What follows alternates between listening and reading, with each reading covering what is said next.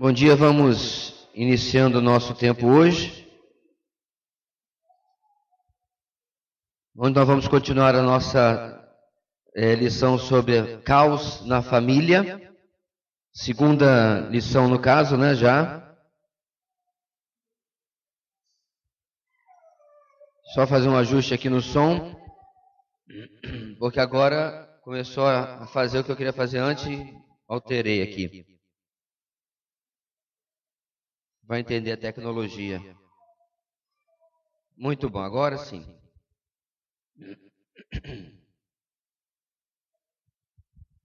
Vamos orar e começar. Hoje nós vamos com certeza ter uma dificuldade em relação à presença, porque hoje é dia do Enem. Sempre que tem o Enem, tem concursos grandes e vestibular, nós temos essa dificuldade, né? Isso é normal. Até porque, acabei de me informar, o negócio começa no meio da manhã, complicado, né? Os horários muito infelizes. Então isso aí não envolve só quem está fazendo, mas também as pessoas que estão levando, etc. Isso dito, vamos orar, pedir a direção do Senhor nessa manhã. Senhor nosso Deus, nós agradecemos por estarmos aqui para aprender mais da Tua Palavra e, em especial, a respeito de algo tão importante como nossa convivência em família e como podemos, ó Deus, nos alertar, nos prevenir para comportamentos que não são novos, que não começaram conosco, que já temos exemplos na Tua Palavra para que possamos observar e buscar no Senhor, ó Deus, evitar e transformar o ambiente nas nossas casas. Continua conosco, ó Deus, abençoando o nosso entendimento, que nós possamos, ó Pai, ter sempre a coragem, a disposição de olhar para a Tua Palavra como um espelho e olhar para nossas vidas, para a minha vida, e assim, ó Deus, tomar passos e decisões que possam mudar aquilo que a Tua Palavra mostrar necessário nas nossas vidas. Nós oramos também, ó Deus, pelos jovens da nossa igreja, provavelmente alguns adultos também, que estão hoje fazendo esta prova. Que Tu possas, ó Deus, segundo a Tua vontade, abençoar a cada um, ajudá-los a lembrar, ó Deus, daquilo que estudaram, daquilo que se prepararam, e possas realizar, ó Deus, a Tua vontade na vida dos nossos filhos, ó Pai, nossos irmãos, já começando a preparar o caminho, aquilo que Tu tens determinado para a vida de cada um. Tudo isso, ó Deus, nós oramos essa manhã, confiados no nome suficiente do nosso Senhor Jesus. Amém. Muito bem, irmãos, só fazendo aqui caminhando e fazendo uma breve retrospectiva. Começo do nosso livrinho, né? Literalmente o livrinho, não só pela extensão, mas pelo tamanhico, né? Foi economizado ali bastante na publicação, pelo pastor Ezequias. Nós temos essa frase aí, que se propõe a ser a grande ideia como uma exposição bíblica, até porque esse material surgiu numa exposição bíblica. A sua desobediência traz consequências terríveis para você mesmo e para todos os que estão em seu entorno.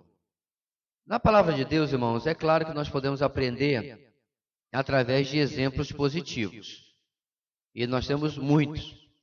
Mas nós não podemos desprezar ou dispensar os exemplos negativos também. Quando nós olhamos para, por exemplo, a vida de Saul, onde praticamente só tem exemplo negativo, nós também aprendemos.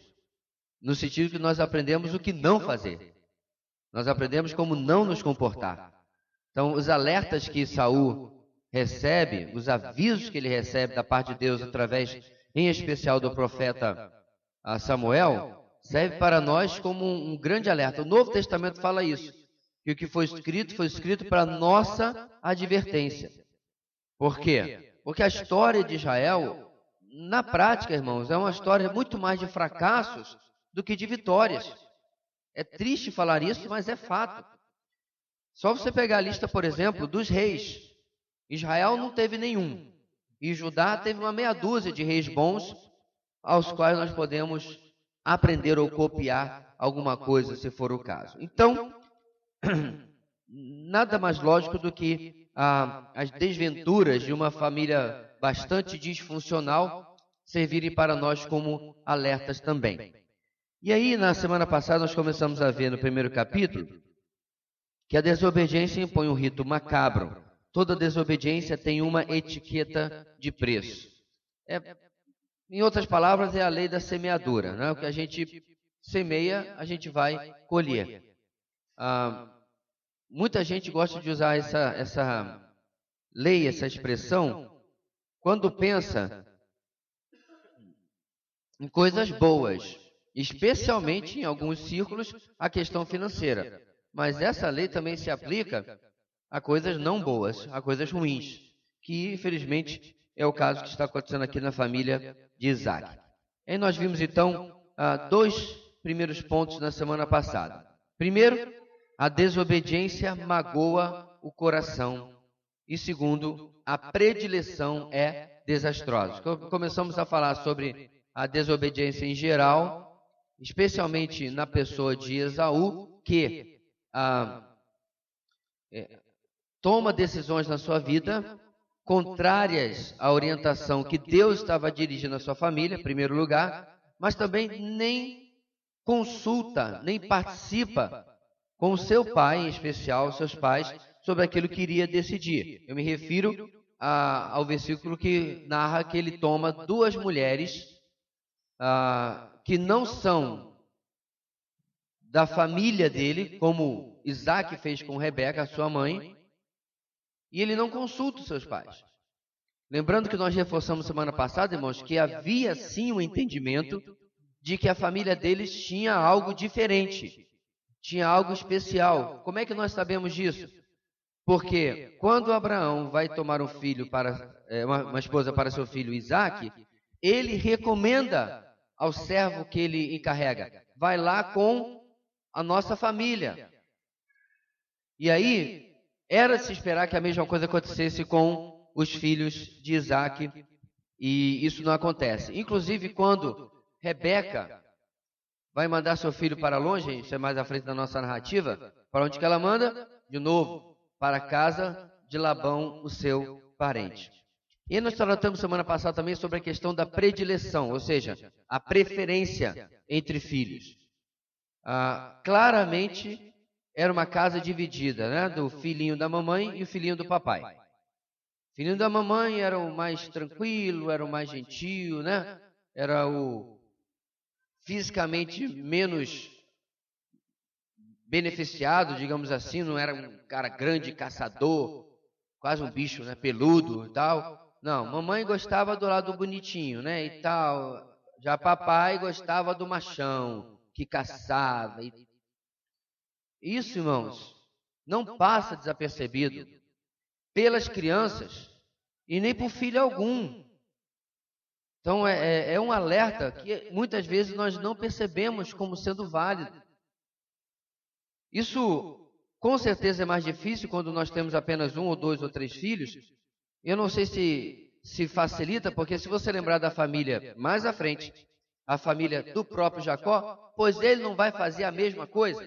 Lembra? Quem era o preferido, ou quem irá ser, no nosso texto aqui, quem irá ser no futuro o preferido de Jacó? José.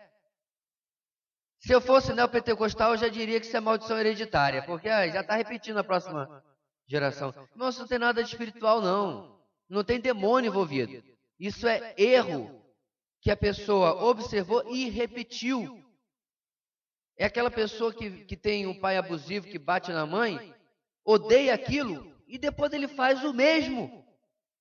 Isso não tem nada a ver com demônio, isso tem a ver com pecado. A pessoa está descontando as suas frustrações, infelizmente, de uma maneira péssima.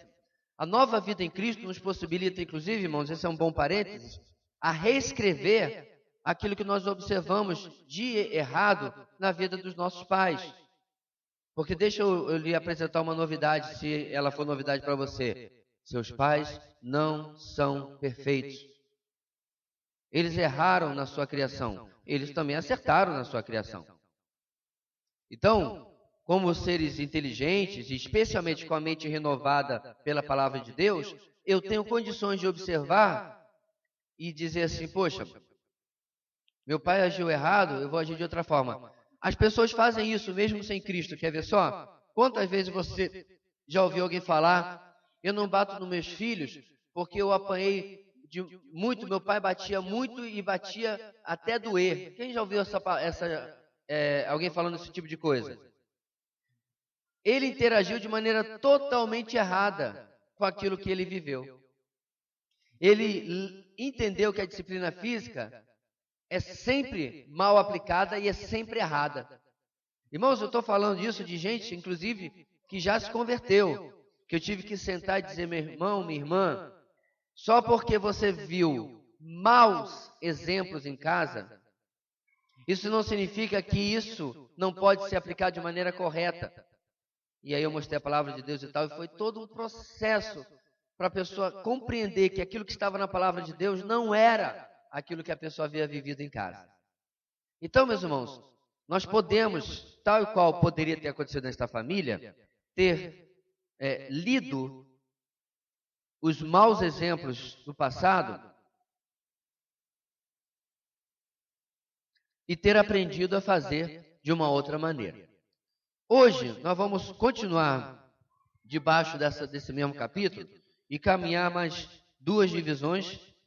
Acredito que essa altura do campeonato você já deve ter lido, como eu falei, é um livreto, né? Você lê aí em um dia, tão rápido, tão simples que é.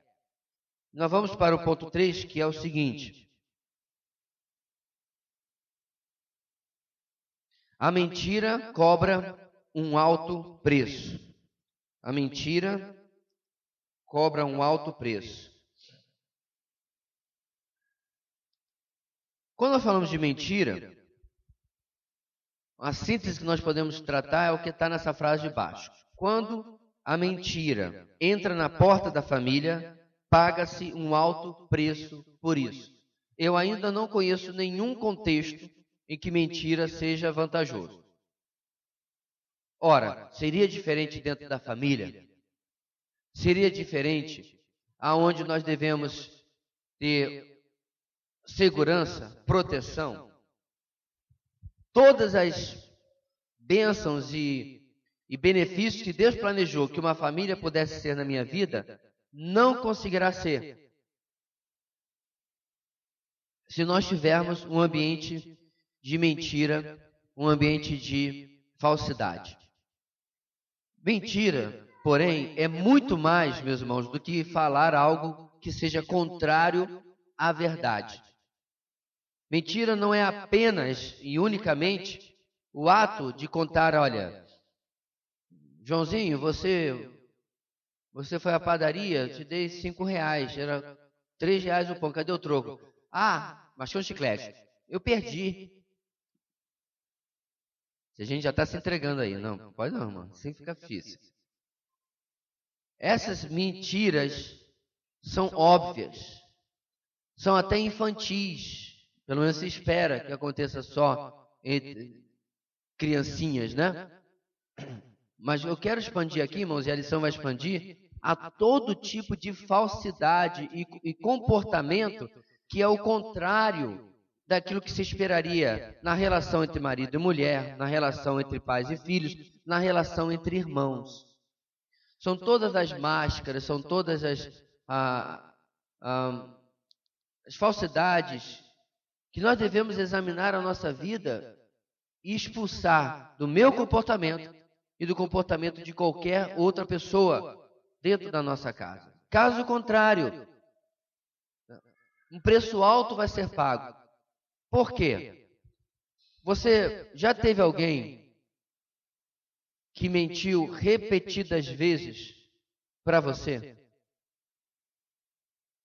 Você já percebeu como é difícil você confiar nessa pessoa? Por quê? Gato escaldado tem medo de água fria. Ou como falaram essa semana, outro cachorro mordido de cobra tem medo de linguiça. Aprendi essa semana essa daí. você desconfia. Pô, só dei uma chance, dei duas, dei três, dei quatro. Então, meus irmãos, esses homens, esses filhos, estão na faixa dos 40 anos de idade. Eu não acredito que esse comportamento começou aos 40 anos de idade. Essa é uma família, meus irmãos, que vem se arrastando há muito tempo nesse padrão. E aí há diversas cicatrizes de feridas anteriores. E com certeza já há uma fragmentação do relacionamento entre eles. Então, há mentira no comportamento quando faltamos com o que deveríamos fazer agindo no engano. Como, por exemplo, Rebeca bisbilhotando a conversa de seu marido e seu filho mais velho. Uma coisa, meus irmãos, que já não é tão bonito assim, duas pessoas da família estarem conversando e eu entrar como, não sei se é particular, não sei se é uma coisa, né, entre um e outro, mas Rebeca faz pior. O texto diz, no teu ambiente sem paredes, eles moraram em tendas, que ela fica talvez do lado de fora, a entrada da barraca, eu não sei, a entrada da tenda, e estica o ouvido para ouvir o que está sendo conversado lá dentro, o que está sendo combinado lá dentro. Ela tenta ouvir aquilo que eles estão conversando, com certeza, já com um objetivo obscuro. Por que você acha que ela começa a fazer isso? Porque já há uma desconfiança por parte de Rebeca daquilo que a gente falou no ponto 2, que é uma predileção. Esse aí é o papai e o filhinho dele. Então, agora que eles estão conversando, com certeza alguma coisa que se eu perguntar, vocês estão falando sobre o quê? Nada não, sobre o tempo, sobre... Não, estamos combinando para um jogo de futebol esse fim de semana. Vamos desconversar, não vão me contar. Então, para, entre aspas, irmãos, tentar consertar uma situação ruim, ela faz outra pior. Ela usa de engano para ouvir uma conversa que não era com ela. E se ela precisava participar, ela deveria perguntar. Mas ela não podia fazer isso por causa da bola de neve que essa família está, de desconfiança, de predileção. O assunto não lhe pertencia. Ou seja, já começa um engano de buscar saber participar de algo que não era para ela participar. Ela age no engano de forma ainda pior, porque diante daquilo que ela ouve, ela começa a bolar uma estratégia para que seu filho mais novo engane o seu pai. Então você vê, meus irmãos, é uma família que está completamente envolvida em tramóias. Isso aqui está parecendo uma novela das 8. Dizem até que a TV não inventa nada, ela só repete a realidade, né? Às vezes a gente tende a acreditar nisso. Não que eu queira ver a realidade ruim e feia toda vez que liga a televisão, né? Mas está repetindo um comportamento, repetindo um engano. E agora, ela começa a arrastar o seu filho mais novo, que não é nenhum menino, diga-se de passagem, né, um homem de 40 anos, para participar agora desse engano. Inclusive, ela usa da sua autoridade como mãe. Nós somos num contexto, irmãos, em que os pais tinham uma autoridade bem diferente dos dias de hoje. No dia de hoje, um homem de 40 anos, dificilmente, mesmo solteiro, estaria morando com seus pais. Varia, né? Tem uma geração meio canguru agora que não quer sair de casa nem a pau, mas um tempo atrás não era assim. E em outros países, então, piorou. Mas naquela época, até casados, eles viviam em clãs. Então, a autoridade do patriarca prevalecia, da matriarca também. Então, olha o que ela diz no versículo 8 do capítulo 27. Agora, meu filho, ouça bem e faça o que eu lhe ordeno. E aí, mãe, aí ficou difícil.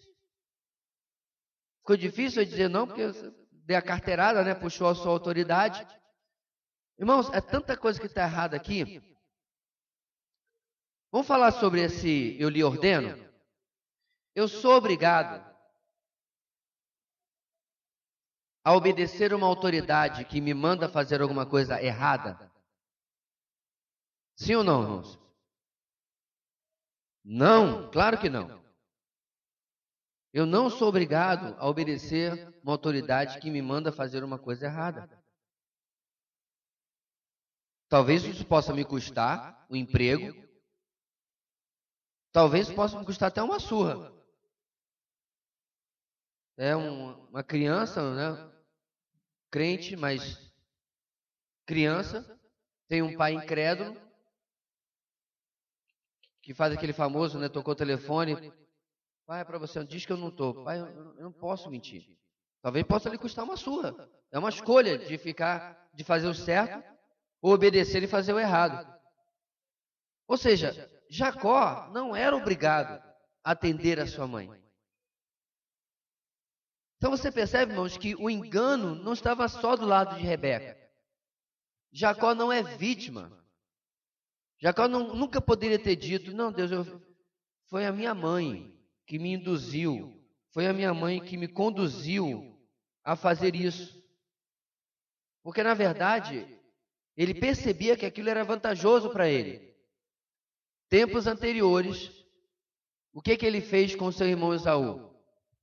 Esaú chegou, morto de fome, a ponto de morrer, exagerado, né, mano? A ponto de morrer. Não tinha uma tâmara para comer, um damasco ali para comer. E aí ele vende o seu direito de primogenitura em troca de um pouco de comida que Jacó tinha. Isso acontece capítulos antes. Ou seja, aquilo que nós estamos vendo aqui, meus irmãos, é um desdobramento do que Jacó já queria que acontecesse na sua vida. Então, quando você tem mentira, engano na família, o que acontece? Você encontra uma pessoa predisposta a isso e outra também, e a coisa se arrasta cada vez mais.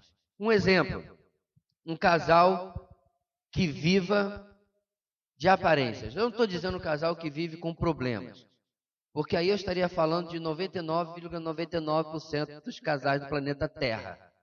A começar do primeiro, Adão e Eva, até o último que existir. Já estou desanimando os solteiros aqui, dizendo, vou casar então não. Então não case.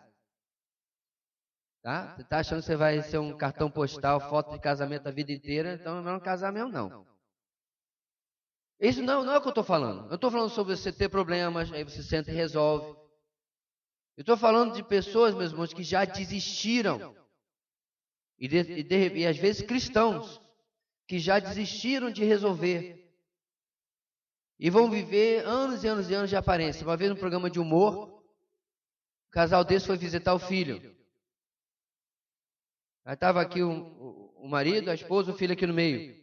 Aí ele falava, meu filho, diga para a sua mãe, se não fosse visitando alguém, eles não se falavam. Aí ele virava e dizia para a mãe, responda para o seu pai, o pai está aqui, a mãe está ali, estão se ouvindo. Mas falavam por procuração, por proxy aqui, pelo filho. Era um programa de humor, mas era trágico. Aí no programa o filho perdeu a cabeça e falou assim, olha, vocês que se entendam e tal. E aí a esposa dele perguntou, há quanto tempo isso está rolando? Ele assim, desde praticamente que eu saí de casa. Ou seja, é um programa de humor, não é o que importa aqui, porque, e também acho que isso não acontece na vida real, de você só falar com a pessoa através, né? Vai dizer a sua mãe ou vai dizer a seu pai, mas quando você tem uma pessoa, meus irmãos, que está predisposta a aceitar o engano, a falsidade, a máscara, e outro também, e isso acontece dentro do casamento, daqui a pouco vocês estão comemorando bodas de ouro e alguém diz assim, como vocês chegaram até aqui? Aí você diz assim, não chegando. Chegamos até aqui não chegando. Antigamente, quando você não podia conceber a ideia de divórcio, as pessoas com certeza chegaram ao final da vida casados com pessoas completamente estranhas. Hoje, as pessoas optam por isso porque não está dando certo, não estou feliz. E as razões vão se multiplicar. Qual é a alternativa, meus irmãos, do cristão? É vencer o engano no relacionamento. É sentar e conversar dizendo, olha, isso aqui não está certo. Isso aqui não está acontecendo como deveria. É da mesma maneira que você, por exemplo, não chegaria lá na SAMU, talvez o coordenador, superintendente, gerente, qual é o nome do chefão lá? Mas qual é o cargo dela? Coordenadora geral. Nossa. Ela está vendo atrito entre a equipe, está vendo aquela falta de sincronia e tal. Ela precisa sentar e dizer assim, olha, a gente vai aqui começar a tratar dos nossos problemas, que já está no âmbito pessoal e está atrapalhando o nosso trabalho. Um bom gestor vai fazer isso daí, é ou não é?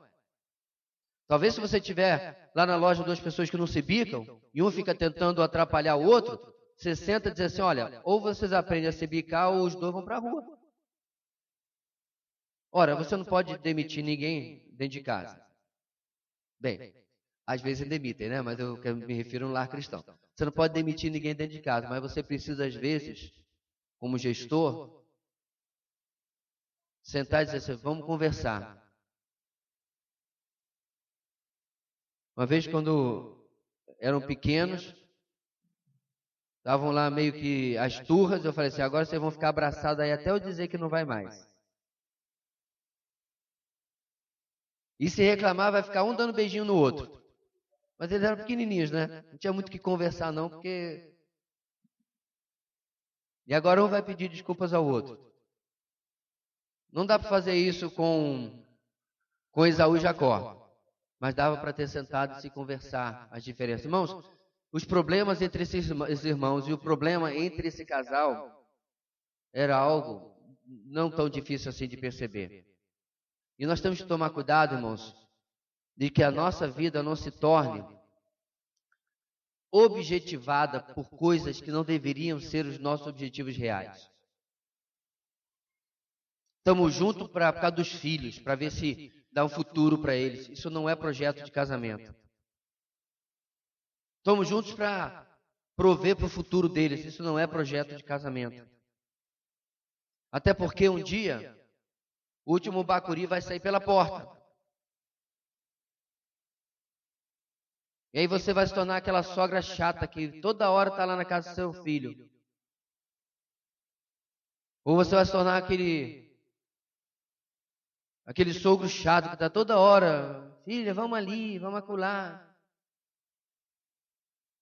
Que não precisa ser, irmão, não precisa de psicologia para entender isso. Isso é um simples caso de transferência de afeição. Porque não se resolveu as coisas.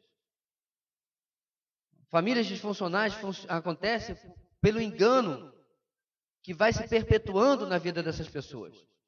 O autor do nosso livro, pastor Ezequias, destaca com precisão que todo esse engano era desnecessário, porque Deus já tinha falado. A bênção seria de Jacó. Lembra lá? Nós lemos semana passada o texto. O texto que, quando havia aquela confusão no ventre de Rebeca, o ultrassom não mostrava nada de errado, não tinha ultrassom. A parteira lá não sabia explicar o que estava acontecendo, Deus falou. E o que Deus falou? 2 nações estão em seu ventre. E o mais velho servirá o mais novo. Irmãos, Deus já falou. A vida deles, a partir daquele momento, deveria ser pautada pela palavra de Deus. Nós temos a palavra de Deus também. Isaac e Rebeca tinham a palavra de Deus. E é nessa palavra, mesmo que fosse apenas 2 ou 3 frases, é que eles deviam pautar. Como pautar?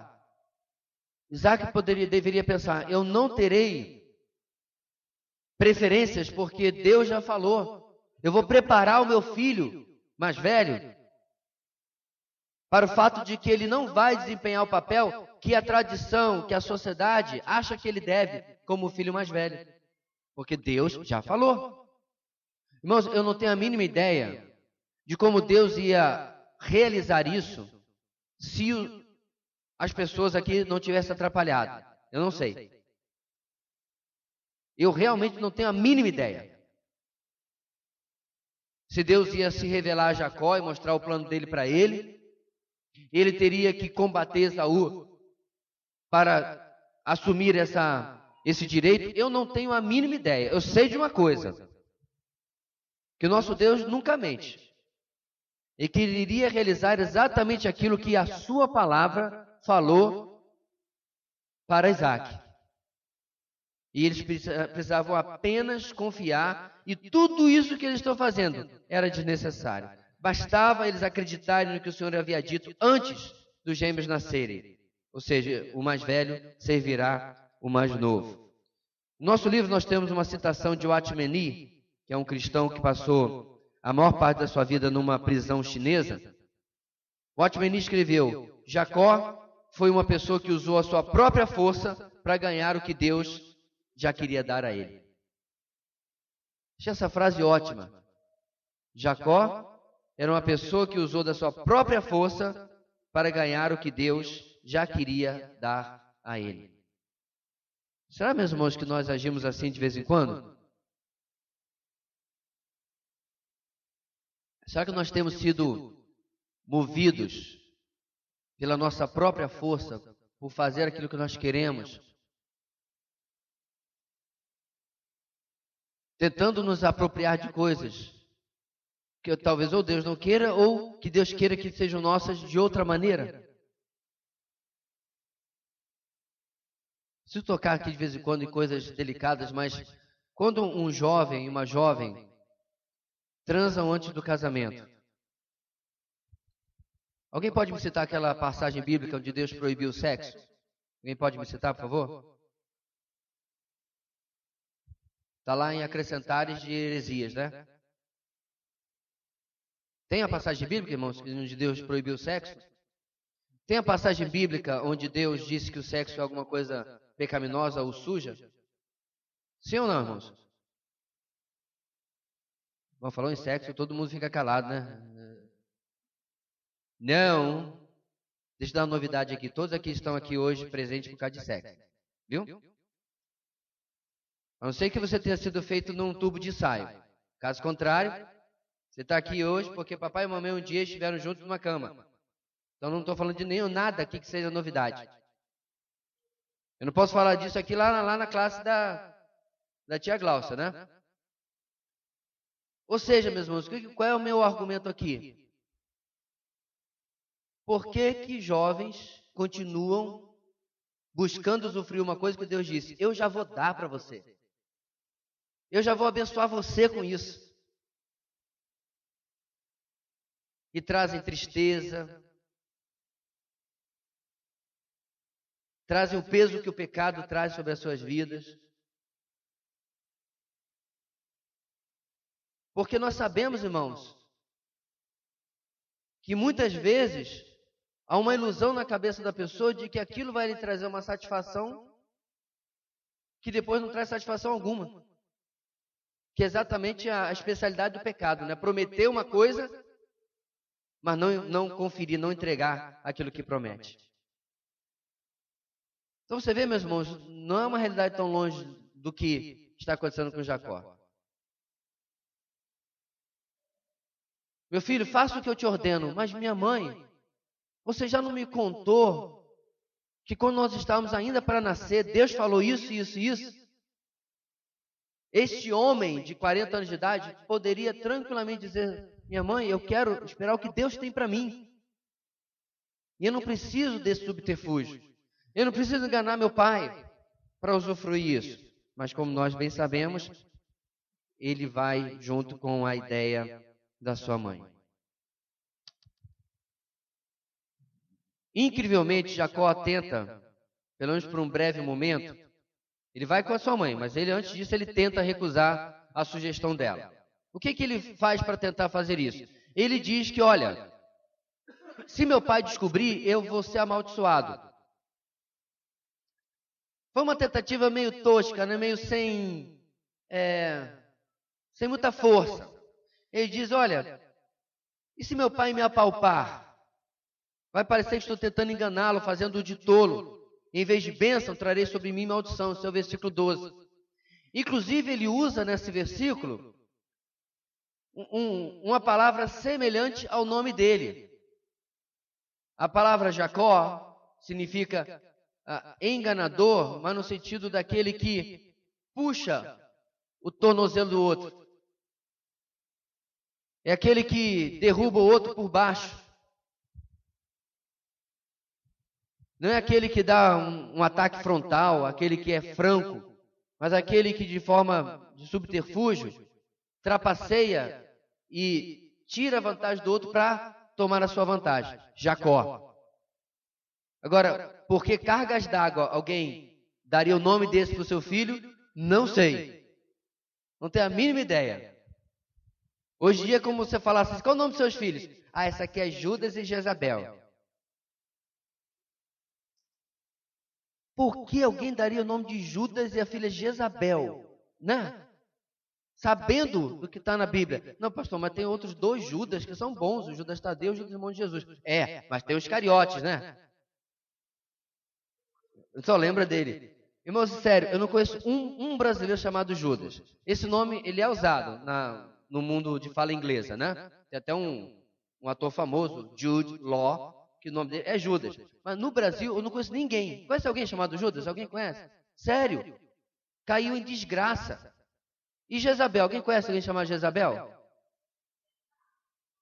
Não, Dalila ainda vai, né? Porque diz que ela era bonita e tal, então o pessoal vai por esse lado. Jezabel, nem dizer que ela é bonita, ela era. Pelo menos a Bíblia não diz. E detalhe, Dalila é amadora perto de Jezabel. Agora, por que tu coloca o nome do teu filho de Jacó? Não, a gente conhece, porque hoje, sim, não, eu tenho amigos chamados Jacó. Ora, cadê o Jacob? Esse não é o ponto, porque agora nós estamos depois da história, né? Nós sabemos que o Jacó vira Israel. Mas eles não sabiam ainda. Rebeca, nasceu, qual é o nome do seu filho? Esse aqui é Esaú. Ele é vermelho, é peludo. Nasceu já com uma pelugem, né? E o nome desse aqui? Trapaceiro. De novo, se eu fosse neopentecostal, eu ia dizer assim, a mãe já profetizou maldição sobre a vida dessa criança. Diga.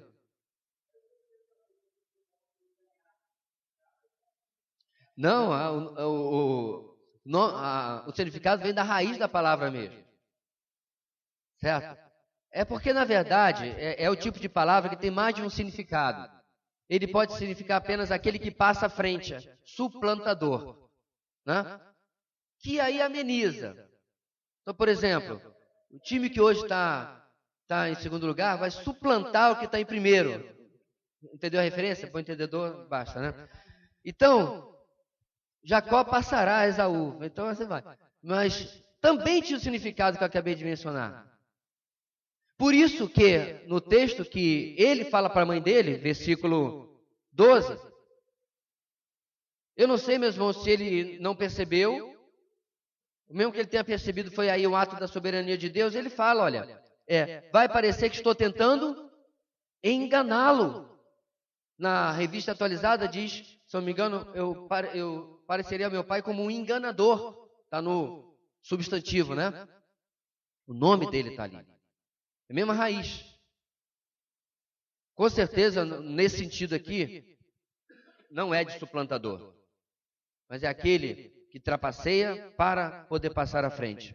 Só que aí, a tentativa de Jacó não dá em nada.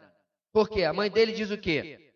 Meu filho, se acontecer isso, que a maldição esteja sobre mim. Era tudo que Jacó queria, né? Outro erro, meus irmãos, terrível que pais cometem. Assumir a responsabilidade pelos erros dos filhos. Estava assistindo uma vez um programa policial que eu gosto muito. E o filho havia sido investigado pela polícia. 16 anos de idade, e nos Estados Unidos, cadeia. É tapinha na mão e medida sócio o quê mesmo? Educa tanto. Tá certo. Não, lá é cadeia.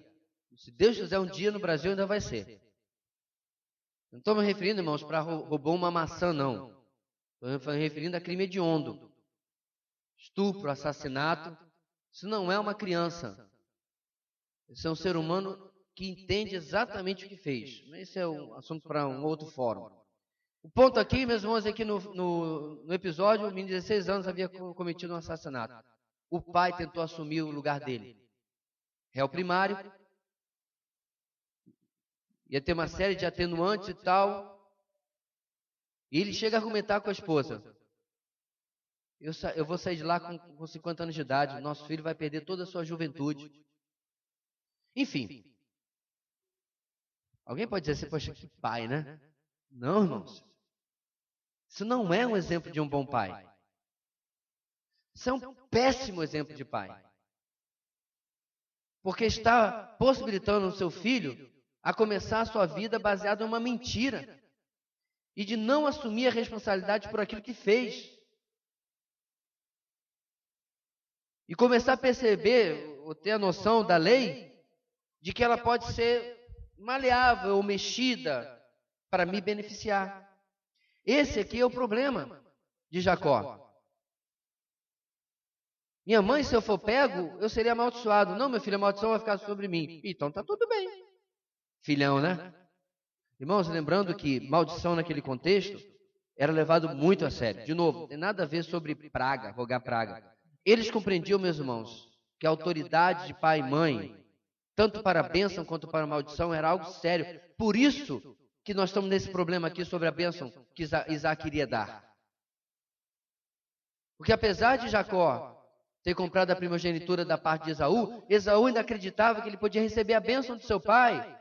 E isso determinaria o sucesso na sua vida, a prosperidade na sua vida. É difícil determinar, meus irmãos, se isso era uma regra, eu acredito que não, que Deus agia no destino das pessoas sempre seguindo determinada bênção que ele poderia ter recebido dos seus pais, eu acho que não. Mas aqui, na linhagem santa, a partir de Abraão, Deus estava fazendo isso. Você vai ver mais adiante que o próprio Jacó vai dar uma bênção para cada um dos seus filhos. Dá uma lida na bênção que ele dá para Judá. Eu não acho, meus irmãos, que Jesus nasceu em Judá, Belém de Judá, por causa da bênção de Jacó. Eu acredito que Deus predispôs a mente de Jacó de falar aquelas palavras, porque Deus já sabia o que ele ia fazer. Para o seu filho Judá, ele diz, o cetro não se afastará de Judá. Cetro é a realeza. Aí daí vem Davi, daí vem o rei Jesus. Incrível, né? Então a bênção era levada a sério e a maldição também. E aí esse filho é mais ou menos assim, mãe, se eu fizer isso eu vou ser contaminado por um vírus fatal, o vírus do zumbi apocalipse. Não, filho, se acontecer, manda o vírus para mim. Então tá bom. Filhão, né? Que família disfuncional. Em que um filho está disposto a que sua mãe sofra por um engano que ele vai causar. Diga, Marcelo.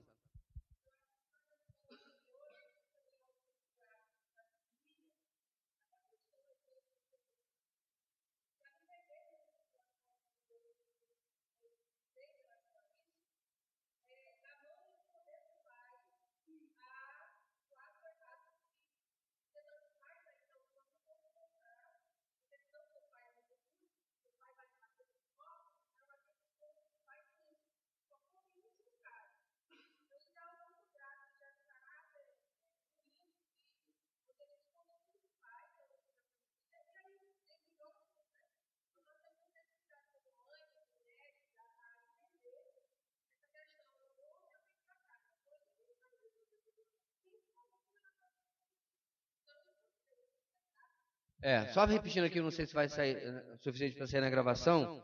A Marcelo estava se referindo, então, repetindo, né, de novo, a cônjuges que escondem do outro aquilo de ruim que o filho fez.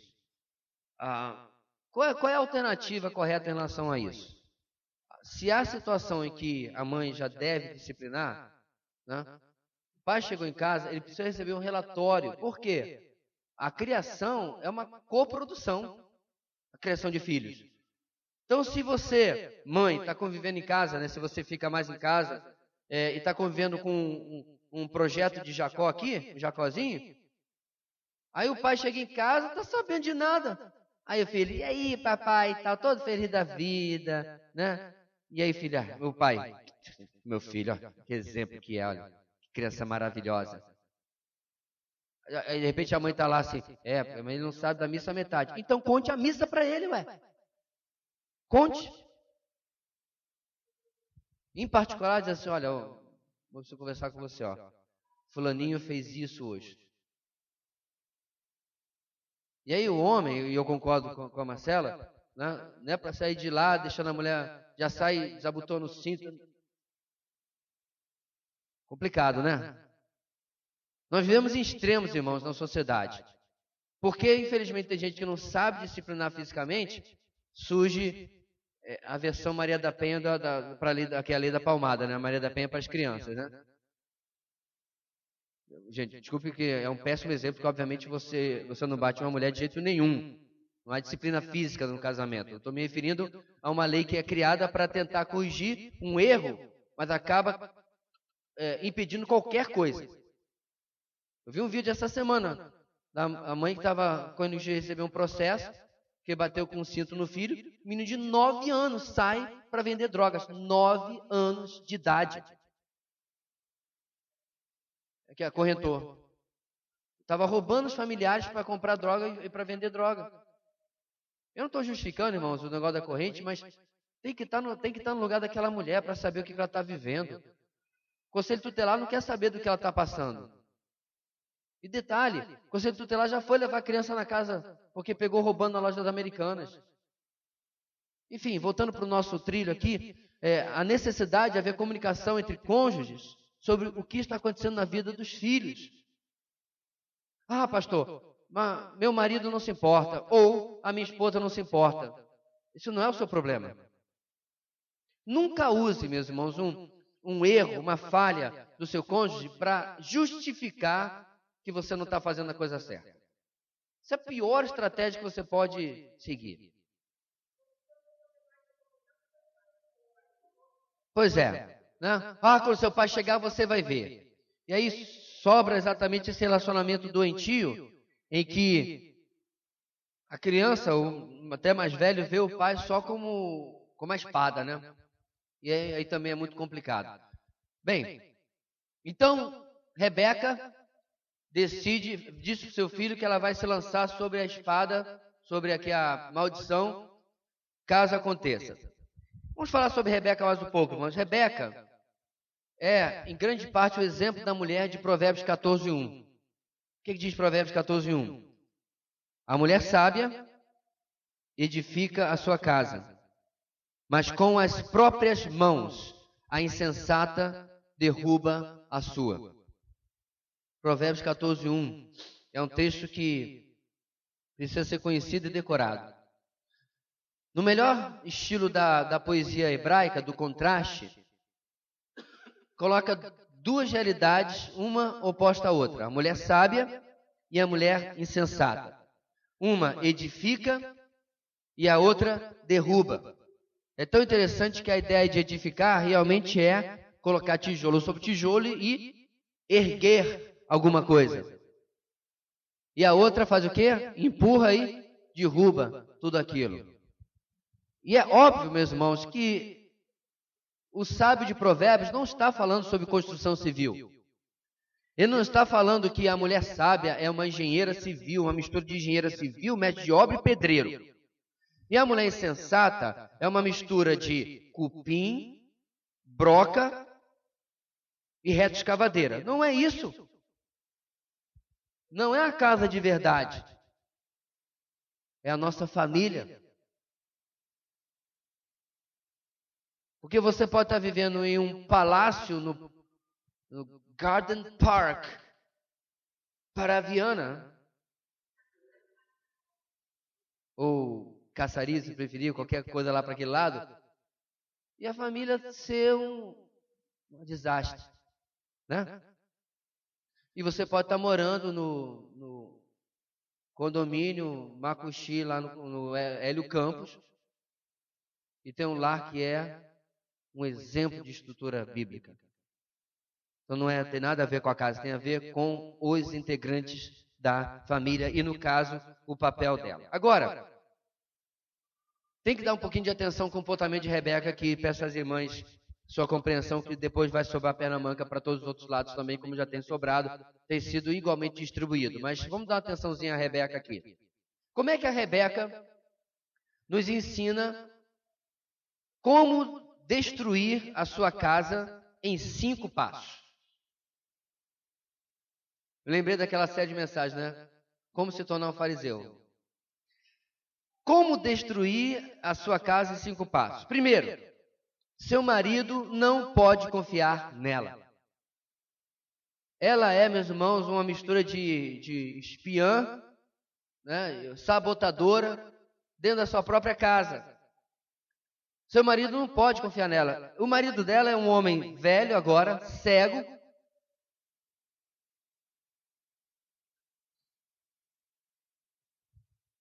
que não sabe o que fazer com a pessoa que está ao seu lado. Porque eu não acredito, meus irmãos, que essa altura do campeonato, Isaac lá com 60, 70 anos de idade, ele seja um tolinho. Ele sabe com quem tem convivido. Como eu falei, esse relacionamento tem cicatrizes que ficar. Qual é o contrário disso, meus irmãos, especialmente minhas irmãs? Aonde o meu marido, pensaria uma mulher, claro, aonde o meu marido não tem podido confiar em mim. Será que meu marido olha para mim e diz assim, missão dada é missão cumprida? Quando eu peço alguma coisa para minha esposa. Eu posso sair tranquilamente e confiar que eu estou bem. Não tem problema algum. Será que essa realidade é alcançável dentro do seu relacionamento? Será que pode ser, como diz lá em Provérbios, ela faz bem todos os dias da sua vida? Diga, Alessandra.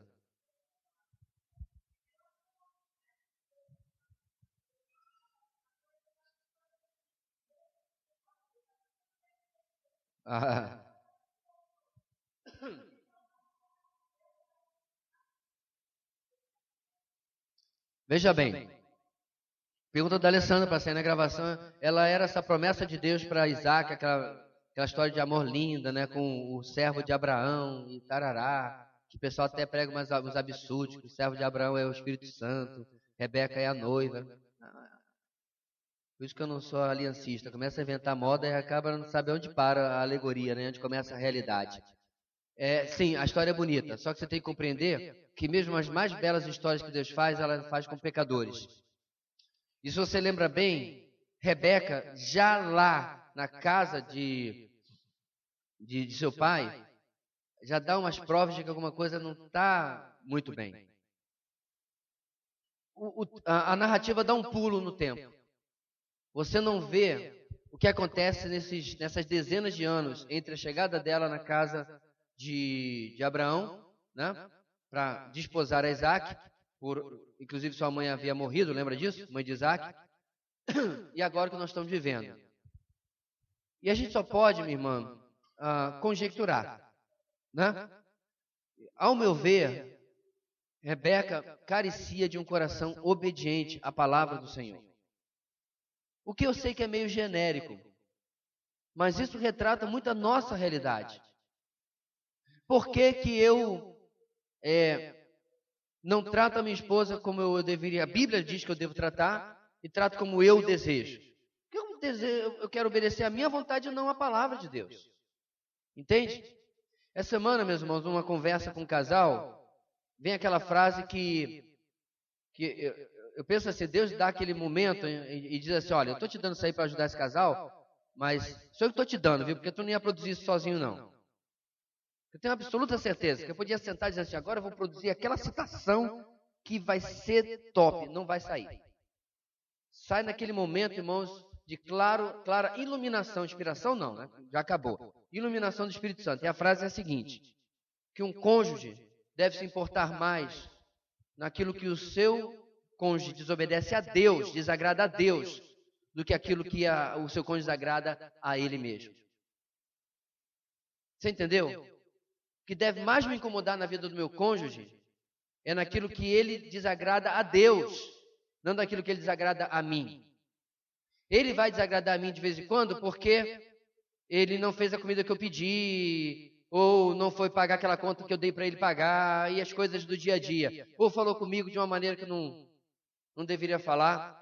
Mas, às vezes, todo dia, o meu cônjuge está fazendo coisas que desagradam a Deus, e entre ele e Deus. Aquilo não me incomoda. Eu estou falando entre cônjuges cristãos, é claro, né? Mas quando a desobediência dele a Deus me afeta, aí eu me importo. Isso mostra claramente, a lá Rebeca, que eu estou mais interessado em mim do que Deus tem a ver com o nosso relacionamento. Então, saber exatamente onde a coisa saiu dos trilhos para Rebeca, a Bíblia não mostra. Mas nós podemos deduzir, meus irmãos, no caminhar do texto que nós estamos analisando, que ela tinha pouco apreço pelo peso da palavra de Deus. Certo? Quem me chamou? Ela tinha pouco respeito pelo peso que a palavra de Deus devia ter para eles. Ok? E detalhe, irmãos, eu concordo. Já é maravilhoso de você pegar a sua Bíblia, né, e dizer, olha, querida, olha o que Deus está dizendo para a gente, né? É maravilhoso? Isaac ouviu Deus. Ouviu Deus. Você concorda comigo que isso é uma experiência marcante? Que essa é uma experiência que ele deveria estar contando ano após ano para os seus filhos. Filho, eu já lhe contei a vez que Deus falou comigo? Sim, papai. Várias e várias vezes. Vou lhe contar de novo. Porque isso devia estar gravado na cultura dessa família. E para Rebeca, na cultura de Rebeca também. Diga, Gustavo.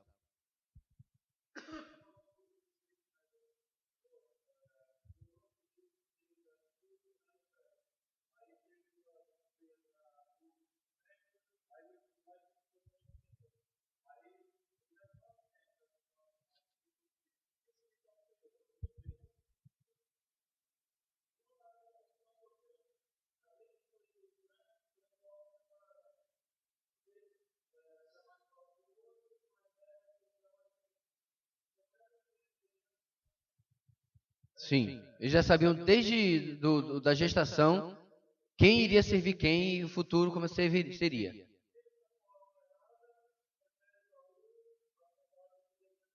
Sim.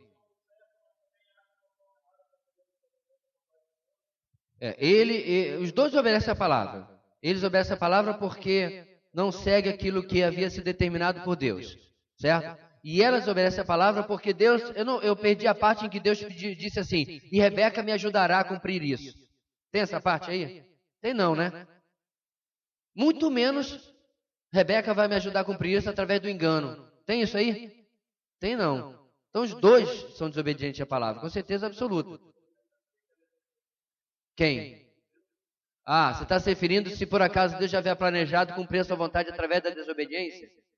É isso?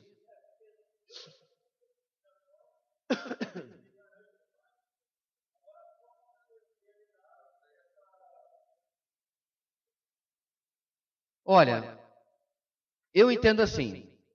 Deus sempre prefere realizar a sua vontade sem a nossa desobediência. Eu tenho absoluta certeza disso. Eu não acredito que Deus se agrada de cumprir a sua vontade através da nossa desobediência. Porém, sabedor de tudo aquilo que a gente vai fazer, Ele utiliza as nossas desobediências para ainda assim cumprir a sua vontade. Mais à frente, Ele vai fazer isso através dos irmãos de José. Ok? Então Deus já iria fazer. Por que eu sei que Deus já iria fazer o que Ele fez com José? O sonho que Ele dá para José, né? Então Deus já mostrou que Ele ia fazer. José, Jacó, os irmãos José só tinham que sentar, viver a vida, esperar Deus fazer o que Ele ia fazer. nós perdemos a oportunidade de cooperar pelo bem com Deus. E acabamos cooperando pelo mal. Vamos voltar ao que nós falamos agora há pouco sobre casais que transam antes do casamento? Ah, pastor, nossa vida agora vai estar para sempre amaldiçoada. Claro que não.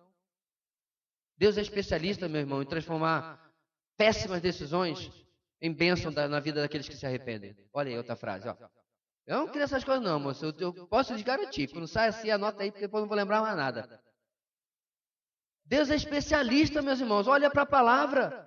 Deus pega os maiores desastres que os homens fazem e transforma em bênção. Transforma na sua vontade para que se realize. Isso não justifica. Vou ver de qualquer maneira, que no final das contas, vai, então vai. Vai quebrar a cara. E as consequências às vezes são terríveis. Entende? Então, quando nós falamos, irmãos, lá atrás, na aula sobre decretos de Deus, lembra? Quando nós estávamos estudando a Confissão de Fé Batista, como nós vimos bem lá atrás, Deus tem um objetivo, certo? Que é fazer-nos chegar até aquela coluna primeira lá na frente do nosso prédio. E aí ele fez um caminho por aqui, ideal, digamos assim, da sua vontade de chegar lá. Aí no meio do caminho eu olho para o terraço do outro lado da rua. Quem fez isso? Davi? Aí ó. O caminho estava lá. Deixa um propósito claro. Aí o céu entra em pânico. Deus, e agora? Nada vai acontecer à tua vontade, porque o camarada olhou para o outro lado da rua, para o terraço lá, onde estava Batseba. Deus fala, deixa comigo. Pode deixar comigo. Eu vou usar tudo isso aí para a minha glória. Pastor, o senhor tem certeza disso? Pega a genealogia de Jesus, por favor.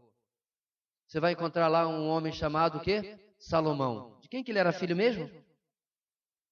De Davi, mas com quem?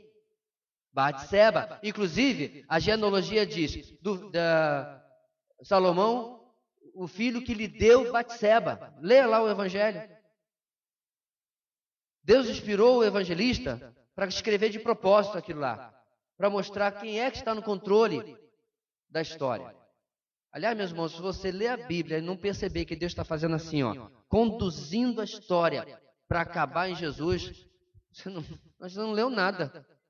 Você leu um apunhado de contos e você não percebeu o fio da meada, que está sempre se encaminhando para Cristo. Isso, inclusive, meus irmãos, já converteu vários judeus. Quando eles começam a somar as coisas e perceber para onde que chega a narrativa. Então, ok? Deus estava no controle. Agora, eu creio que ele preferia fazer do seu jeito. Mas ele já sabia o que o homem ia fazer. Então, ele usa o erro do homem para, de qualquer maneira, chegar até o seu objetivo. Vamos continuar no curso de Rebeca de como destruir o seu lar. Segundo passo, ela, já mencionamos, descrer da palavra do Senhor. Já foi basicamente colocado aqui, meus irmãos, na verdade até mais de uma vez.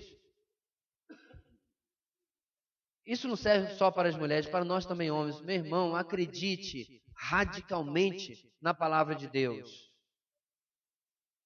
Eu quero dar um testemunho pessoal, meus irmãos, que em muitos momentos da minha vida, eu já agi como Rebeca. Em minha casa, em meu ministério, em minha vida como um todo. Deus, o senhor está muito lento. Ou como Sara, se você preferir, né? Que até outro exemplo também anterior. Aliás, diga de passagem, as mulheres dessas famílias são complicadas, né? E ela tenta ajudar Deus também.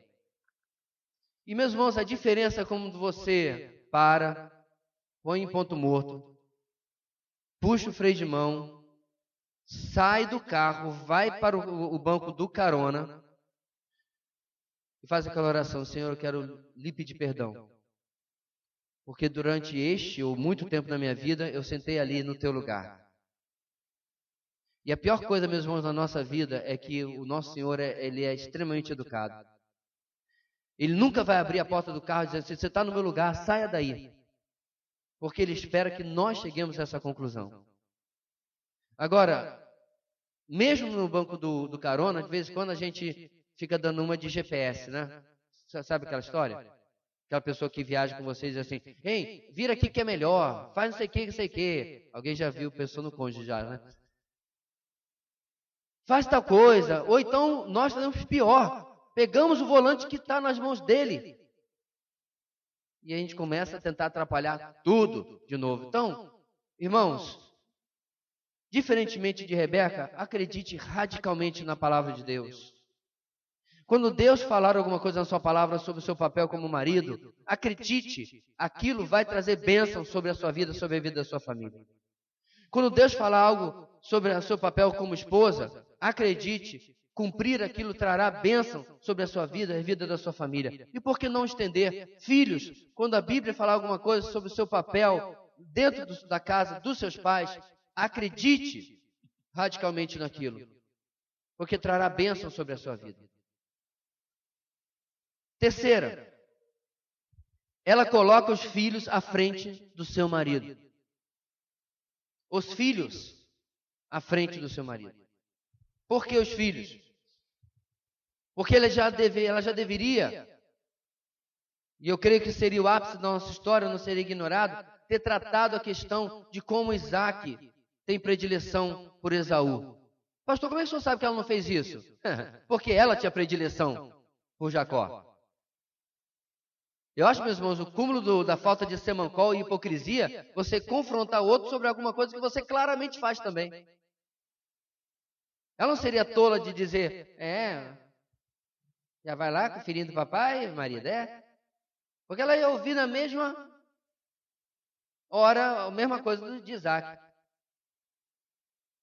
Você está mimando demais esse menino. Você devia mandá-lo com seu irmão para caçar. Não, eu estou ensinando ele a fazer bordado, dá licença? Então, meus irmãos, há uma dificuldade dela compreender a ordem que a gente tem que saber toda a nossa vida. Nosso relacionamento é Deus, cônjuge, filhos, e aí vem uma série de outras coisas que vai variar de vida para vida, mas eu acredito que o ministério é o Senhor, independente se você é pastor, missionário ou não, e aí vem trabalho e uma série de outras coisas. Ela estava invertendo, colocando os filhos na frente. Agora, em quarto lugar, ela coloca um filho à frente do outro. Não só os filhos à frente do marido, mas também um filho à frente do outro, como claramente a gente vê na preferência dela por Jacó. Quinto passo para destruir a sua casa. Ela despreza a liderança do seu marido. Isso ela faz, meus irmãos, em combinar com o filho que ela colocava à frente do outro filho. Combinar como enganar o seu marido. Então, de novo, parece coisa de novela das 8, mas não é. É Gênesis capítulo 26, 27. Mostrando, meus irmãos, uma disfunção enorme nesse relacionamento. A parceria deveria ser entre os cônjuges e a parceria é entre ela e o seu filho. Tudo isso, meus irmãos, por quê? Porque ela idolatra o seu filho, levando a afeição por ele a ser maior do que a verdade e a obediência. Nós temos tratado esse assunto, irmãos, desde praticamente que eu me lembro, um pouquinho antes que nós lemos.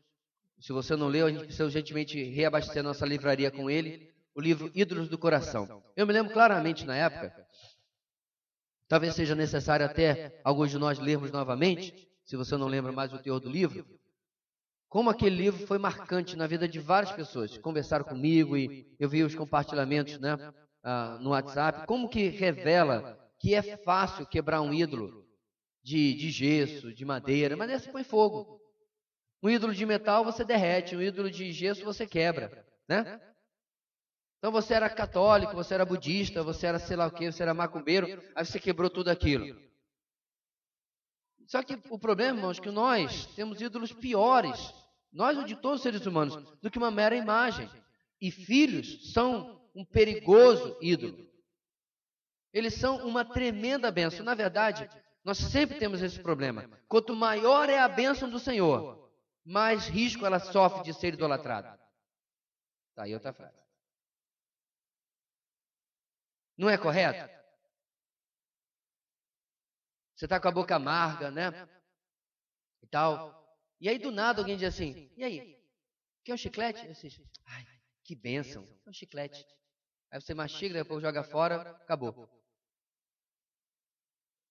Mesmo pequenininha. Você nem idolatra aquilo. Quando acaba o açúcar dele, já tirou o amargor da sua boca, você cospe fora. Mas aí, o médico diz que você não pode ter filhos. Ou sua esposa não pode ter filhos. E aí, não só você engravida, como você tem gêmeos. E aí, cada um pega um ídolozinho para si. Só falta fazer o altar, acender incenso e... Incenso, porque vela não tinha naquela época. Isso foi besteira da Igreja Católica. Acendeu o incenso. Irmãos, nós corremos o mesmo risco, quer seja com a situação que nós estamos tratando aqui, ou como qualquer outro. Mas nós continuarmos, já que a gente está falando de família, que é mais importante falar sobre isso no âmbito da família. Como é que se caracteriza, além dos exemplos de Rebeca, a idolatria filial? Você não enxerga os erros do seu filho. Você ainda acha que ele é aquele ETzinho com cara de joelho que você foi buscar na maternidade. Você quer ver só? Anos atrás, quando eu falei para uma pessoa que o filho dela era um pecador, ela disse, pastor, que maldade. Que coisa horrível de se falar. E detalhe, nem era marinheira de primeira viagem. Não era o primeiro filho, já era o segundo. Eu falei, minha irmã, a Bíblia não erra. A Bíblia já diz que nós somos concebidos em pecado. Não está se referindo ao ato sexual, não, irmãos. Está se referindo à natureza pecaminosa que é transmitida dos pais para os filhos. E a herança do pecado, da condenação que é transferida dos pais XY para os filhos, por ser o cabeça da família. Então veja bem, quando se ignora a realidade espiritual dos nossos filhos, isso é idolatria. Não é só fazer o que a Rebeca está fazendo aqui. Há muitas outras manifestações. Nós idolatramos nossos filhos, irmãos, quando nós achamos, erroneamente, que nós não precisamos discipliná-los. Voltando ao vídeo que eu vi dessa mãe, ela falou uma coisa que incrível, aquele repórter, rapaz, manipulando as palavras dela. Ela falou assim, mas a senhora bateu, a senhora acha isso certo? Ela respondeu, eu bati de cinto porque eu não quero que mais na frente ele apanhe de cacetete. E a polícia está certa quando faz isso. Essa história que a polícia tem que dar outra... Está quase desse jeito, né? A polícia tem que dar outra face, daqui a pouco vamos falar. O vagabundo vai para cima do policial, o policial diz, sou da paz. Faz a pombinha com a mão, pinta a unha branca. Não. Não estou dizendo que ia ser um menino de 9 anos, mas esse menino ia crescer. Daqui a pouco ele ia para cima de um policial com uma faca, com uma arma de fogo. E se não fosse um cacetete, o policial ia para cima dele com bala. Aí o que ela falou? Para isso não acontecer, eu bati com cinto agora. Porque ela está reconhecendo, irmãos, o mal, o pecado, a maldade na vida do seu filho. O que aparentemente o repórter nem o conselho tutelar consegue enxergar. Ela é só uma criança mal orientada,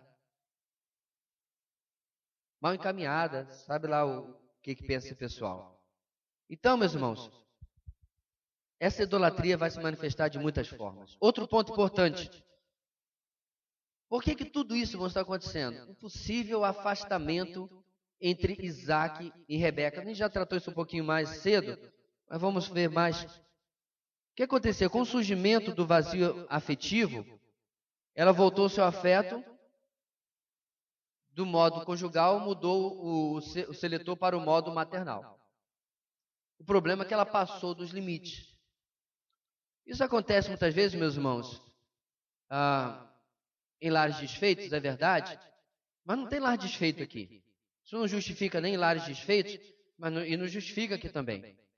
Então havia claramente a possibilidade de um afastamento entre o casal e ela passou a dedicar seu apreço ao outro lado. Então, voltando para o nosso ponto inicial, né, sobre mentiras, nosso ponto aqui é a mentira cobra um alto preço, nós precisamos perguntar de novo, estaremos vivendo mentiras em nossos lares? Usando máscaras e disfarces simbolizados pelo disfarce de verdade que Jacó usa para enganar o seu pai?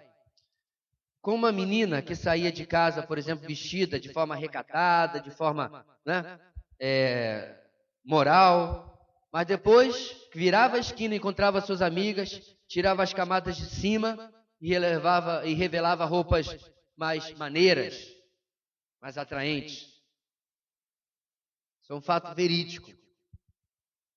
O pai, no meio do dia, foi buscar a filha na escola, a filha não estava na escola. E aí alguém deu com a língua dos dentes que ela tinha matado aula com algumas amigas para ir para o shopping. Quando chegou lá, a menina que saiu de casa, de roupa normal e tal, estava lá de top decotado, mini saia, passeando com as amigas ali no shopping center. Máscaras, engano dentro de casa. Ou será que dentro de casa você é uma coisa e fora é um bad boy? Em casa você tem aquela aparência de bom menino, mas na escola você tem uma reputação, você tem que preservar, né? Você fica cantando a música do Erasmo Carlos, tem que... É que é a mesma letra da música? Manter a minha fama de mal. Eu vejo isso, meus irmãos, na escola. Meninos que são descolados e tal. Aí diz, fulano, seu pai tá aí. Arruma tudo rapidinho. Aí chega, oi papai. Ixi, transformou. Acabou o cara maneiro. Acabou o cara descolado. Aquela é a máscara que ele usa para o pai dele. Para mim, a máscara não é o que ele usa na escola. Ele está revelando quem ele realmente é. Você quer ver uma coisa, meus irmãos? De vez em quando os meninos passam dos limites, eu dou uma de doido dentro de sala de aula e eu pergunto, você faz isso com seu pai? Não, claro que não. Ah, que saudade do tempo da palmatória.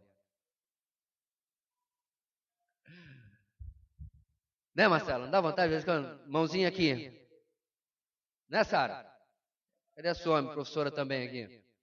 Tem hora de dar vontade, mas porque eles não tratam, não todos, né, mas a gente sabe que tem menino que não trata ninguém com respeito. Mas ele lá está mostrando que ele realmente é, porque em casa, em algumas casas, ele ainda tem medo. Se não é da palmada, não. Senão perco meu videogame. Isso é o terror de algumas crianças, perder o videogame dele. Ou seja, vive em máscaras. Oi? Agora, sei lá, também tem. Medo de perder privilégios. E aí ele vive uma máscara dentro de casa, quando na verdade ele não é aquilo. Será que meninos da nossa igreja vivem máscaras em casa? Vivem dessa maneira? Na escola que ele revela realmente quem ele é? Será que você tem vergonha que os colegas da escola descubram que você é crente? É a palavra logo bem ofensiva. É evangélico. É Bíblia. Você é pastorzinho. Também tem essa, né? Santinho. Lá vai. É irmão, é. Será que tem vergonha?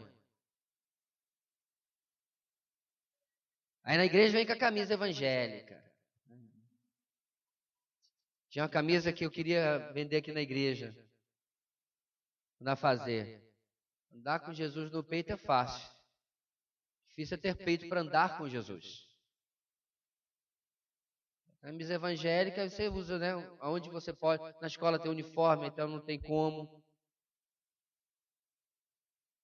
Máscaras. Pastor, o que você está falando da minha escola? O que tem a ver com a família? Tem tudo a ver. Porque para o papai e mamãe, você está passando uma realidade, mas na escola é outra, completamente diferente. É claro, meus irmãos, que, só para deixar bem claro aqui, nós somos pessoas diferentes, ambientes diferentes. Há uma diferença entre diferença e hipocrisia. Né? Você tem um comportamento profissional dentro do seu ambiente de trabalho. Quando você está numa churrascada com amigos, você tem outro comportamento. Né? Infelizmente, isso é para o pessoal, os homens do mundo, quando eles estão entre eles, de vez em quando eu tenho que falar, rapaz, dá um tempo aí que meu ouvido não é pinico. Cada palavrão e cada comentário triste. Agora, eu também já fui no salão buscar minha mãe, eu sei que também a mulherada não é mole, não. Tem hora que eu digo assim, ei, estou aqui, dá um tempo. As pessoas são diferentes, ambientes diferentes. Não é esse o ponto, irmãos. O ponto é a pessoa que é super-herói, é vida dupla. Né? Ele é uma pessoa em casa e outra pessoa fora de casa. Isso, obviamente, vale para nós adultos também, se nós somos uma pessoa bem diferente daquilo que somos em casa, no ambiente de trabalho. Nos comportamos de forma mundana no ambiente de trabalho. O fato, meus irmãos, é que a farsa funcionou. Jacó, de fato, recebeu a sua bênção. Será, então, que nos aproveitamos de coisas que são ganhas, sem merecimento algum, como agora Jacó vai usufruir? Mesmo que Deus estivesse nisso. Recebemos dividendos de coisas que são ganhas pelo engano, pela dissolução, pela dissimulação. Final do nosso primeiro capítulo, irmãos, são uma coletânea de aplicações. Essas aplicações fazem um resumo daquilo que nós vimos nesse dia. Então a gente vai caminhar rapidinho entre eles, ok? Letra A. O casamento entre crentes e incrédulos traz amargura ao coração dos pais que desejam o melhor para os seus filhos. A gente tratou isso lá no comecinho. Então, irmãos, eu quero enfatizar isso porque eu prefiro não ter surpresas no futuro. Pastor, fulano e Beltrana vão casar. Eu falei, meu irmão, Ele está se perguntando se o senhor pode fazer um casamento. Aí eu vou lhe dizer, irmão, irmã, querida, no meu coração. Como eu já expliquei para a igreja, anos e anos e anos atrás, eu não realizo casamento entre um crente e um descrente. Você pode ser, meu irmão, a pessoa mais querida do meu coração. Eu não realizarei esse casamento. Porque eu conto com a nossa igreja, eu conto com as famílias da nossa igreja de passar para todos os nossos filhos aquilo que a palavra de Deus nos ensina. Pastor, mas isso é falta de ministrar graça na vida das pessoas. Não estou inventando, eu já ouvi essa. As pessoas confundem, meus irmãos, isso é o tópico do cristianismo de hoje. Graça com tolerância com o pecado. As pessoas só leem a primeira frase que Jesus disse para a mulher pega em adultério. Mulher, onde estão os teus acusadores? Senhor, foram embora. Nem eu te condeno mais. Só leem até aí. A próxima frase de Jesus é intolerante. Vá e não peques mais. Repare que Jesus faz a mesma coisa com o aleijado do tanque de Betesda. Jesus cura um homem que acreditava numa crendice. Qual é a crendice? Que um anjo movia as águas e ele podia ser o primeiro a entrar. Irmãos, isso não existia. Era uma crendice judaica. Ele seria curado, certo? Ainda assim ele cura. Mais à frente, quando ele reencontra com o homem, ele diz, olha, não voltes a pecar, para que não te aconteça coisa pior. Então, meus irmãos, Nós não amamos os nossos filhos quando nós toleramos o pecado, mesmo que seja esse, ou qualquer outro. Apoio familiar não é sinônimo de tolerância com o pecado. Se nós tolerarmos o pecado, nós vamos falar para os nossos filhos: preste bem atenção, eu te amo mais do que eu amo a vontade do nosso Deus. Sabe aquele Deus que eu lhe ensinei todos aqueles anos que você deveria amar e servir, que é um Deus maravilhoso, porém que não toma o inocente, desculpe, não toma o culpado por inocente? Lembra-se daquele Deus? Vamos esquecer um pedacinho, que afinal de contas, eu te amo tanto. Então, meus irmãos, a lição que fica clara no nosso texto, e não precisava nem desse texto, porque ela é abundante em toda a Bíblia, é que não há comunhão entre luz e trevas. E nós não podemos transigir em relação a isso. Inclusive, nós falamos, quando tratamos desse tópico, que julgo desigual não é apenas quando tem um crente e um incrédulo. Julgo desigual muitas vezes acontece até entre crentes, quando objetivos e propósitos de vida são diferentes. Eu sei que às vezes isso fica meio nebuloso na nossa cabeça, mas André e Juliana não seriam um julgo igual se os dois não tivessem o coração voltado para missões e estivessem lá fazendo. Bruno e Sueli também não seria. Aí Bruno vem para missões e a Sueli sonha com a Europa. Não, o sonho da minha vida é morar em Paris. E ela está aqui amargurando a vida do seu esposo o tempo todo, porque arrastou para Roraima e tal. Não é verdade? Seria um jogo desigual. Mas os dois estão no livro da vida. Então, meus queridos solteiros, você não sabe a preocupação que vem na minha mente toda vez que alguém começa a namorar. Vai ser até que eu sou pai dessas criaturas. Porque nós já conhecemos a história de tanta gente que casou, de 3, 4, 5 anos, assim, aonde amarrei o meu bode. Agora, depois que você amarrou, meu amigo, você vai ter que lavar o bode, vai ter que tirar a carrapato do bode, acabou. Por que a Mara olhou para o Bruno? Brincadeira, irmãos. Vai ter que ilustrar o chifre. Peraí. Pode fazer buchada com o bode não, velho. Peraí, menos aí. Acho que a ilustração fica só no cuidar do bode. Você vai matar o cara. Então, brincadeiras à parte, meus irmãos, a gente precisa compreender a seriedade. O casamento é a decisão mais importante depois da sua conversão. Sério. Agora, eu também não quero, e eu acho que é bom falar isso também, que os solteiros ficam agora apavorados. Aí eu digo assim, meu jovem, como é que está a questão do namoro, casamento? Pastor, estou tendo muito cuidado. Mas, querido, você está com 42 anos. Irmãos, eu não estou exagerando. Eu e Leila temos um amigo, ela sabe do que eu estou falando, que tem a minha idade. Aí você pergunta para ele, fulano, o que está acontecendo aí com a sua vida? Eu não achei a pessoa. Eu já tentei casar umas 3 vezes, até com gente da igreja, mas não rola. Eu não sei o que a criatura quer da vida. Eu já falei para ele, olha só, a pessoa perfeita, a Leila achou uma vez, não tem mais.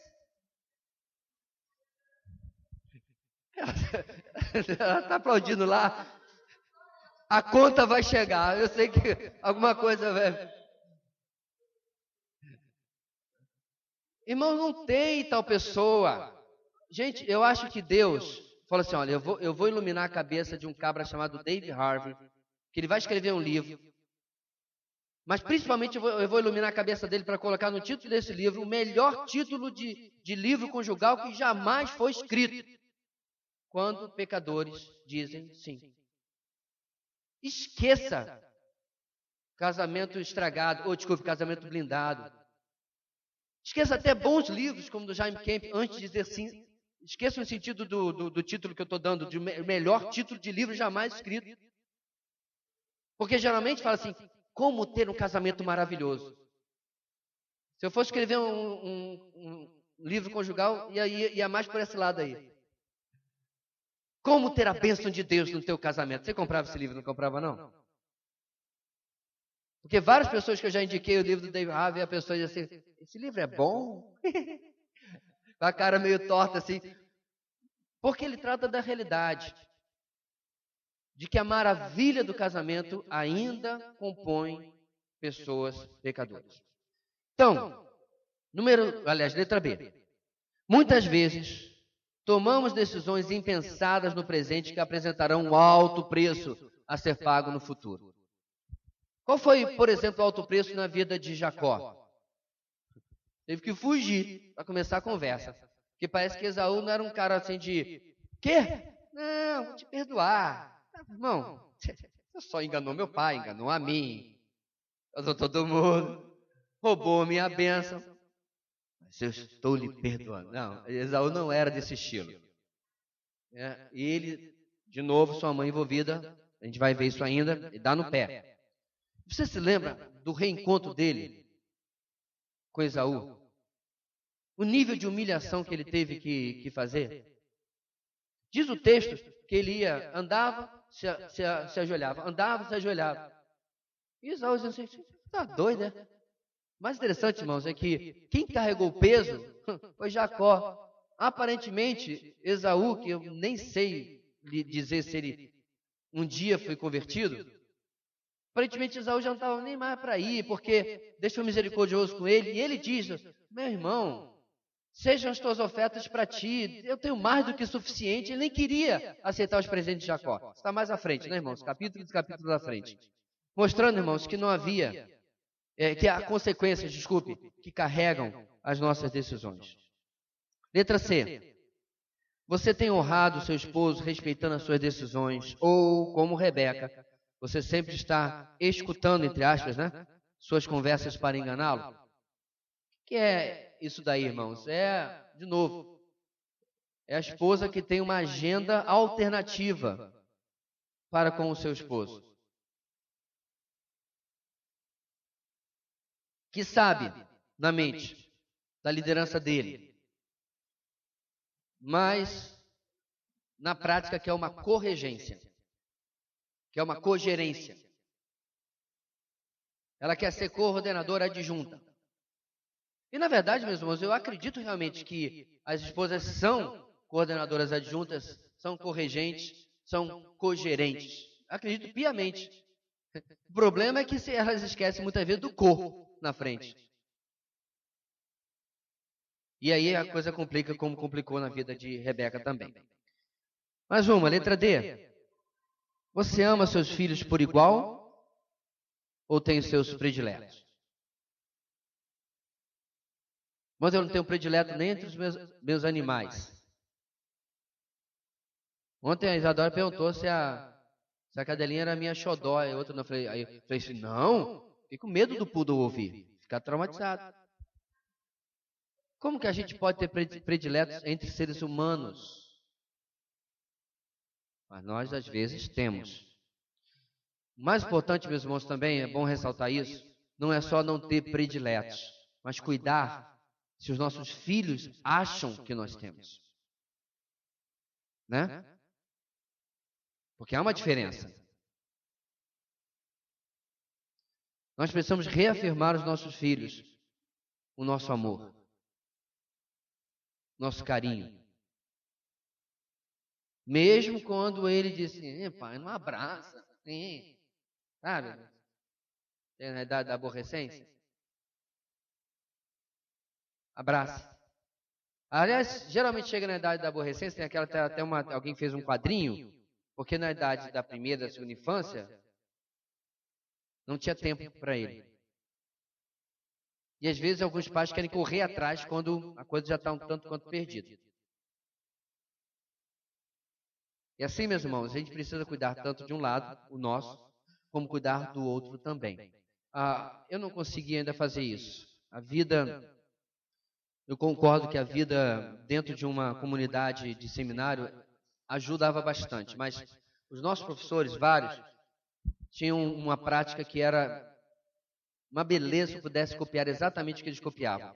Toda semana eles tinham 1 hora. exclusiva para cada filho. Uma hora, em alguma manhã, alguma tarde, alguma noite, eles saíam só com João, só com ele. E aquele pai depois saía só com Pedrinho, depois saía só com Luquinha, depois saía só com Mariazinha, para fazer aquilo que tinha mais a ver com a personalidade do filho. Então, meus irmãos, esse é o mecanismo que eles criaram, que eu concordo muito bom, mas nós precisamos criar os nossos próprios. É muito bom a família estar saindo junta, né? Com certeza absoluta. Mas diante desse ponto da letra D, a gente precisa estar atento se eu não preciso também olhar com mais descuidado a individualidade de um dos nossos filhos. E, finalmente, a honra a pai e a mãe, nessa ordem. É mandamento bíblico, tanto do Antigo quanto do Novo Testamento. Então, os textos que nós conhecemos tão bem. E aí temos que perguntar aos filhos, essa honra está acontecendo? Eu quero destacar aqui, minha gente, que todas essas situações, não é diferente na questão dos filhos, elas se aplicam quando o seu cônjuge, o seu pai, o seu irmão, o seu filho é nota 10 ou quando ele está em recuperação também. No ponto que a gente está tratando aqui, a honra a um bom pai e a uma boa mãe é igual à honra a um pai não tão bom e uma mãe não tão boa. Você honrar um pai que de repente é maravilhoso, qual é o mérito nisso? Aliás, Jesus fala sobre isso. Se nós amarmos os que gostam da gente, nos amam, que mérito há nisso? Então ele fala para nós amarmos o quê? Os nossos inimigos. E aí ele diz, para que vocês sejam semelhantes a seu Pai que está nos céus. Da mesma maneira, isso se aplica nos princípios da família. Ser submisso a um bom marido, e nem sempre acontece, é mais fácil, é mais lógico. Amar uma esposa amorosa e submissa é o mais fácil e mais lógico. Honrar pais amorosos e... Já entendeu onde eu quero chegar, né? O ponto, meus irmãos, é quando nós fazemos todas essas coisas incondicionalmente, sem necessariamente ter o contraponto do outro lado. E é isso, meus irmãos, a ordenança da palavra de Deus para nós. E a qual a família que nós estamos examinando é o oposto. Quando nós terminamos esse capítulo, irmãos, o nosso ponto principal é a desobediência custa caro. E nós precisamos compreender, meus irmãos, como que isso está hoje afetando a nossa casa. Eu espero muito que num dia como hoje, né, de prova, de concurso, que tanta gente precisou faltar, que todo o resto da nossa igreja assista, ouça depois isso que nós estamos tratando aqui, esteja lendo esse pequeno livreto e possa estar se questionando sobre como está o seu comportamento, como está a sua vida dentro da sua casa. Vamos fechar os nossos olhos um instante? Ter um momento de oração.